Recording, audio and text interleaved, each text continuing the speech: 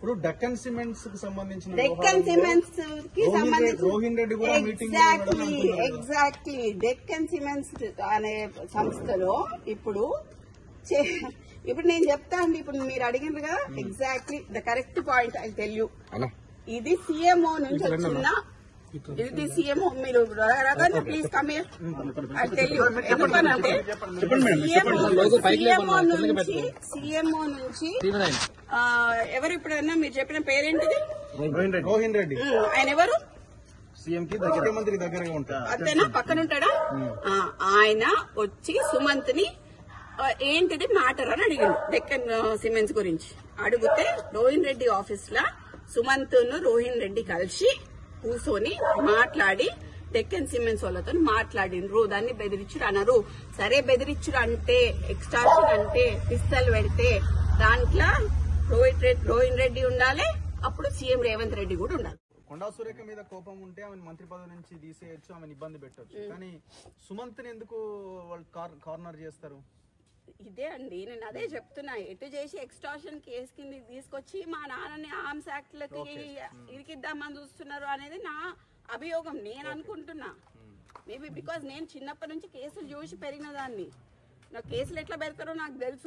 శ్రీనివాస్ రెడ్డి యొక్క హస్తం అది మొత్తం ఆయనండి. పొంగులేటి శ్రీనివాస్ రెడ్డి, వేం నరేందర్ రెడ్డి, రేవంత్ రెడ్డి చేస్తున్నారు. ఓకే, బీసీ మంత్రులను తొక్కాలని చూస్తున్నారు. ఇది కరెక్ట్ కాదండి. తెలుగుదేశం మేము తెలుగుదేశంలో కొట్లాడినాము, టీఆర్ఎస్ లో కొట్లాడినాము, అన్నిట్లో కొట్లాడినాము. కానీ ఇట్లా సొంత పార్టీలనే మాకు ఇట్లాంటివి జరుగుతాయని మాత్రం మేము ఎప్పుడు అనుకోలేదండి. చాలా దురదృష్టకరం.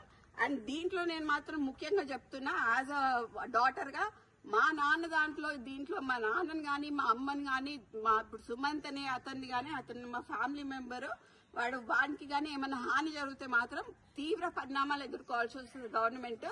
దీంట్లో పొంగులేటి హస్తం ఉన్నది, దీంట్లో రేవంత్ రెడ్డి హస్తం ఉన్నది, వేం నరేందర్ రెడ్డి హస్తం ఉన్నది. వాళ్ళు ముగ్గురు బాధ్యులు అవుతారు. వాళ్ళు ముగ్గురు బాధ్యులు. అందుకనే మా నాన్నకి ఎటువంటి ఏమన్నా జరిగితే మాత్రం నేను ఒప్పుకునేది లేదు. ఎందుకంటే రోహిన్ రెడ్డి సీఎం ఆఫీస్ నుంచి డైరెక్ట్ గా వచ్చి ఆయన ఆఫీస్ లో కూర్చొని సుమంత్ని పిలుచుకున్నాడు. మరి సీఎం ఇచ్చినట్టున్నాడు పిస్తలు. సీఎంఏ ఇచ్చుంటాడు కదా. ఇక్కడ నుంచి ఇక్కడికి వచ్చింది అని అంటే పిస్తలు సీఎంఏ ఇచ్చుంటాడు కదా. మరి మా నాన్న పేరు తీసిండు అనుకోండి, హీఈస్ ఏ రిఫార్మ్డ్ నక్సలైట్ అండి. My father is a reformed naxalite, left ideology ఉన్నాడు. సో దాన్ని బేస్ చేసుకొని అంతకుముందు కేసెస్ ఉన్నాయి. దే ఆర్ ఆల్ ఎగ్జిక్యూటెడ్, అన్నీ అయిపోయినాయి ఈ కేసెస్. మళ్ళీ ఇట్లా కక్షపూరితంగా చేద్దామని ట్రై చేస్తున్నట్టున్నారు. ఎట్లా కొండమూర్లిని దొక్కాలి, వరంగల్ కొండమూర్లి నడవద్దు, కొండమూర్లి బయటికి వస్తే జనాలు వస్తారు, ఇవన్నీ బీసీ లీడర్లను దొక్కాలి అని చూస్తున్నారు. ఆ ఇద్దరు బీసీ లీడర్లను దొక్కితే ఏమొస్తుందండి?